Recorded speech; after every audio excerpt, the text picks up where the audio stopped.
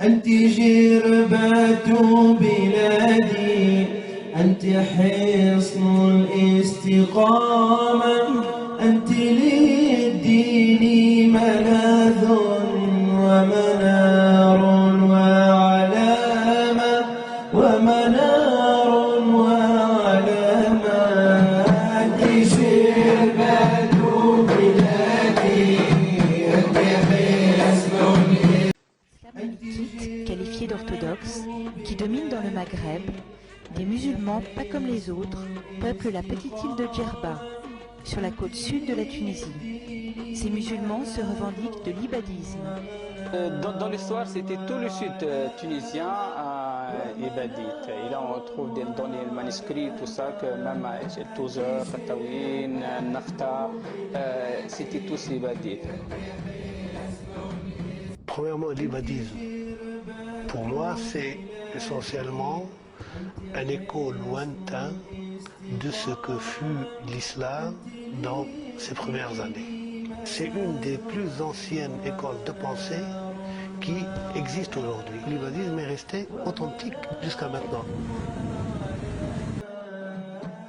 Les ibadites seront les héritiers pacifiques de ce premier mouvement dissident de l'islam. Pour eux, l'islam, c'était une religion de démocratie au niveau du choix du chef ou du dirigeant. Un de leurs idéaux était aussi de créer une société où le pouvoir serait basé sur la démocratie, tout en diffusant l'islam sans avoir recours à la violence. Et c'est ce que les ibadites ont fait en Afrique du Nord. Le calife doit être élu démocratiquement, sans distinction de race ni de rang. Même un esclave peut être élu. Pour les ibadites, comme pour le Coran d'ailleurs, il n'y a aucune différence entre un arabe et un non-arabe musulman du moment qu'ils adoptent la même foi. Il n'y a aucune distinction de valeur entre les musulmans dans une société donnée. Ce sont les idéaux que les ibadites, les premiers ibadites, se sont construits. Contre l'uniformisation, d'être une seule image, uniforme, on est pour la culture, la diversification de la culture, de dialoguer avec toutes les civilisations et toutes les autres religions. La particularité rituelle des ibadites est de ne jamais lever les bras durant la prière. Le reste de la prière est exactement comme celle que pratiquent les autres musulmans. Soit malikite ou hanbalite, il y en a qui lèvent la main une fois, il y en a qui lèvent la main 4 fois ou 5 fois, il y en a qui fait la main droite sur la gauche, et il y en a même qui ne fait pas. Alors nous, c'est la plus simple, on ne bouge pas beaucoup dans la prière. On fait le moins de gestes pour se concentrer avec Dieu. Du fait de leur purisme, les ibadites ont souvent été décrits comme les protestants de l'islam. Eux aussi reviennent aux sources exactes de la foi. Ils ne s'appuient que sur les hadiths les plus authentiques. Le livre de hadith adopté par les ibadites, il remonte à cette époque. Il est le plus ancien livre de hadith de toutes les écoles de la pensée islamique. Et il contient au maximum 1200 pages. Alors que les autres livres de hadith qui sont adoptés par maintenant tous les musulmans, c'est des milliers et des milliers de pages. Des milliers et des milliers de hadiths. Donc, entre 1200 hadiths et des milliers de hadiths, il y a une différence qui peut aussi mettre en doute l'authenticité d'un certain nombre de hadiths. Prenons le cas de la société de Ibadite de Djerba, de l'île de Djerba. Alors, nous pouvons lire dans tous les éléments de cette société des reflets de la pensée ibadite. Et ces reflets concernent aussi bien les ibadites que les non-ibadites. C'est une pensée qui ne détache pas le religieux du vivant, du vécu, du social, de l'économique, etc. Et toutes les ressources agricoles sont exploitées au service de l'homme. Rien, il n'y a pas de gaspillage. Il y a pas...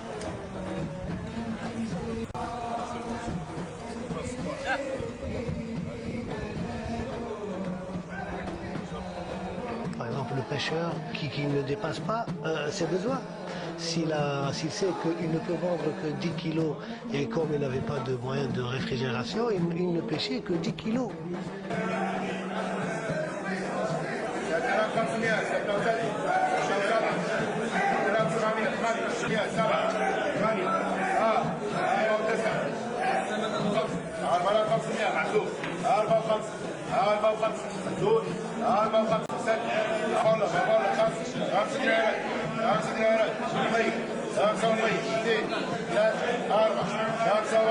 C'est pour ça qu'il y a un modèle qu'on appelle le modèle gerbien. Le modèle gerbien dans le modèle de société, dans le modèle de la personne, de l'homme gerbien, dans les rapports, qui à mon avis n'est qu'une formule du développement durable dont on parle actuellement comme si c'était une découverte.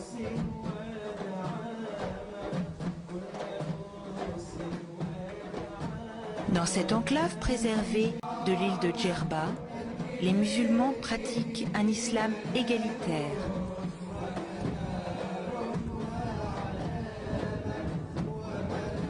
Au niveau de l'architecture des maisons, par exemple, traditionnelle, on a l'impression que tous les gens se partagent un même niveau de vie, qu'il n'y a pas un décalage de classe, qu'il n'y a pas une différence de classe. Mais en fait, il y a toujours eu des riches et des pauvres. Mais l'aspect extérieur, les gens sont tous pareils, vivent de la même façon. C'est à l'intérieur qu'on peut peut-être étaler ses richesses.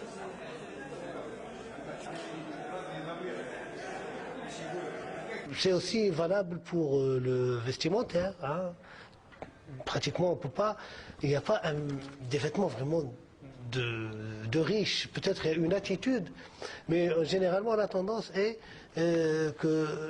égalitaire à tous les niveaux.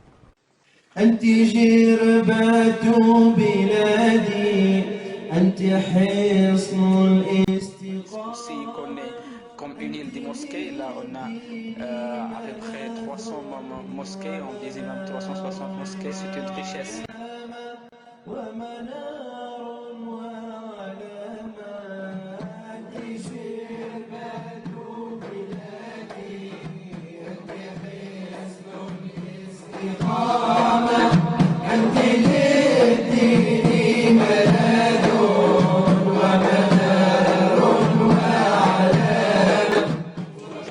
C'est toujours très simple, vu que notre pensée, la pensée déjà ibadite, c'est un peu la simplicité.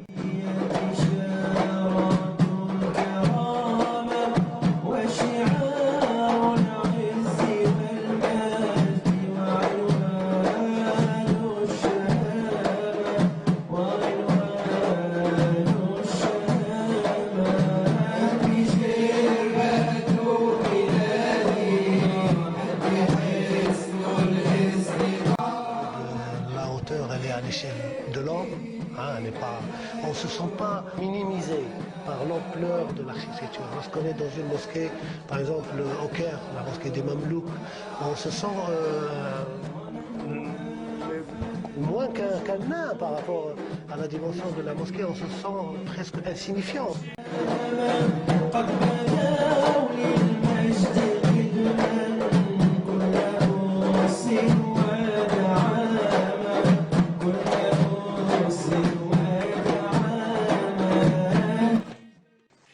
De l'homme dont la vocation est prosternation essentiellement.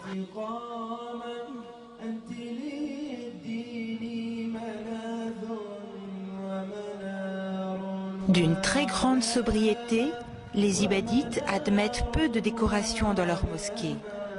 Ils préconisent l'art de la pureté et de la blancheur. Les minarets, ce sont les minarets carrés. Pour faire l'appel à la prière, on utilise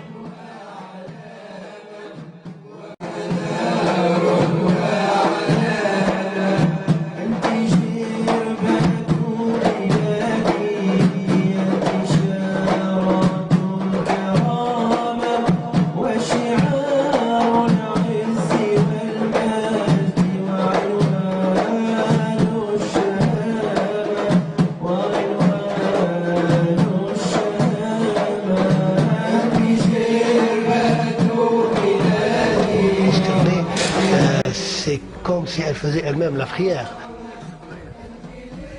Allahu Akbar, Allahu Akbar. Allahu Akbar, Allahu Akbar. Ashhadu an la ilaha illallah. Hayya ala salat. Mais actuellement, à mon avis, ni Malikites, ni Ibadites ne sont Ibadites ou Malikites. Ils sont tout simplement djerbiens, ils sont tunisiens. Ces écoles représentent une expérience socio-économique, politique, etc. pour mettre en pratique les valeurs de l'islam dans un contexte donné. De ce point de vue-là, on peut comprendre qu'il y ait une diversité d'écoles, de pensée, donc une diversité de sociétés et une diversité d'expériences au niveau du développement et de la création d'une société musulmane. Chaque école représente une expérience, une forme d'expérience qu'elle a eue à une époque donnée dans une société donnée. Et l'ibadisme dans l'île de Djerba, c'est justement une expérience de la pensée islamique. Quelqu'un a dit, s'il y avait sans Djerba, il n'y aurait pas eu d'Ibadite, sans Ibadite, il n'y aurait pas eu de Djerba. Et effectivement, ça a donné justement naissance à une société, en l'occurrence un modèle qui est Djerba, qui est unique au nom des Malikites et au nom des Ibadites, que le modèle de société qui a émané dans l'île de Djerba soit conservé, sauvegardé dans l'intérêt justement du développement.